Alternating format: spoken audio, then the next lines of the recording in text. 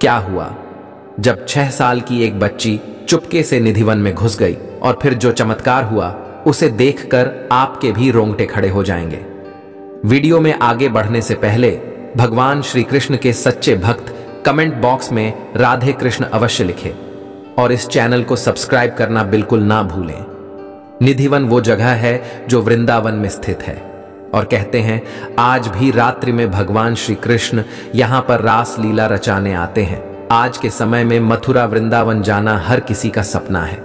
ऐसे में मध्य प्रदेश के इंदौर शहर में रहने वाले सुरेश और सुरेखा नाम के 2 पति पत्नी अपनी 6 साल की बच्ची के साथ मथुरा वृंदावन भगवान श्री कृष्ण के दर्शन करने के लिए गए। लेकिन सुरेश और सुरेखा को इस बात का अंदाजा नहीं था कि आज भगवान श्री कृष्ण उनके साथ बहुत बड़ी लीला रचने वाले थे। जब वे मथुरा पहुंचे तो वहां कृष्ण जन्मभूमि के उन्होंने बहुत अच्छी तरह से दर्शन किए। उनकी बच्ची मात्र 6 साल की थी। उसका नाम स्नेहा था और वह भी लड्डू गोपाल की बहुत बड़ी भक्त थी। मथुरा में भगवान श्री कृष्ण के दर्शन करने के बाद वे लोग वृंदावन बांके बिहारी मंदिर पहुंचे, जहां पर भक्तों की बहुत ज्यादा भीड़ थी। सुरेश और सुरेखा भी अपने 6 साल की उस बच्ची के साथ भीड़ में दबे हुए थे और बांके बिहारी की एक झलक पाने के लिए बेताब थे। कुछ ही देर के बाद बांके बिहारी के दुर्लभ दर्शन करके वे लोग धन्य धन्य हो गए। लेकिन इसी भीड़ में सुरेखा का हाथ स्नेहा से छूट गया और वो 6 साल की बच्ची भीड़ में कहीं गुम हो गई। उस समय वहां इतनी ज्यादा भीड़ थी कि उस छोटी सी बच्ची को इतनी भीड़ में ढूंढ पाना संभव नहीं था। लेकिन फिर भी सुरेश मंदिर में चारों ओर उसे ढूंढ रहा था। सुरेश ने मंदिर का चप्पा चप्पा खोज लिया, लेकिन स्नेहा उन्हें नहीं मिली। अब वे दोनों बहुत ज्यादा परेशान हो चुके थे और बांके बिहारी जी से प्रार्थना कर रहे थे। देखते देखते 2 से 3 घंटे बीत गए और रात्रि के 8 बज चुके थे। अब वे वृंदावन के गली गली में रोते रोते अपनी बेटी स्नेहा को ढूंढ रहे थे। वृंदावन में मौजूद निधिवन के दरवाजे शाम 6 बजे बंद कर दिए जाते हैं। उसके बाद निधिवन के अंदर रुकने की अनुमति किसी को भी नहीं होती। सुरेश और सुरेखा को शक हुआ शायद उनकी बच्ची शाम 6 बजे के पहले निधिवन के अंदर तो नहीं चली गई।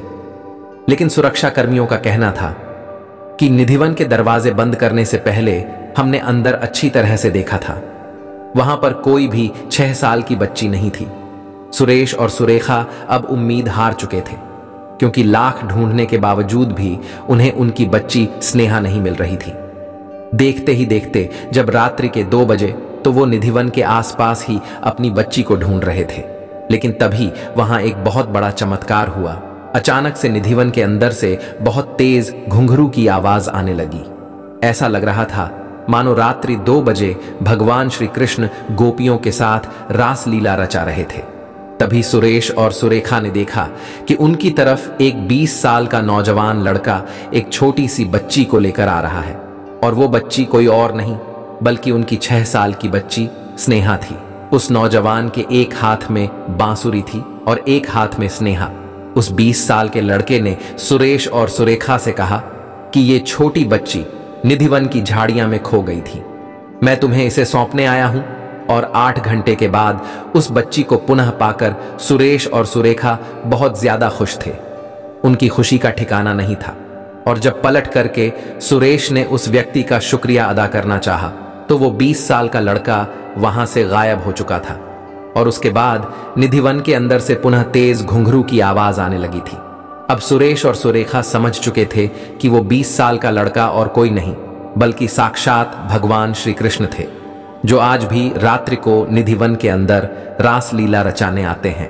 दोस्तों, इस घटना के बारे में आप क्या विचार रखते हैं? निधिवन को लेकर क्या विचार रखते हैं? हमें नीचे कमेंट बॉक्स में बताइएगा।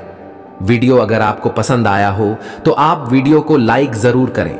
सच्चे भक्त कमेंट बॉक्स में राधे राधे लिखें और हमारे चैनल को सब्सक्राइब करके बेल आइकॉन को प्रेस कर लें। जय श्री राधे कृष्ण।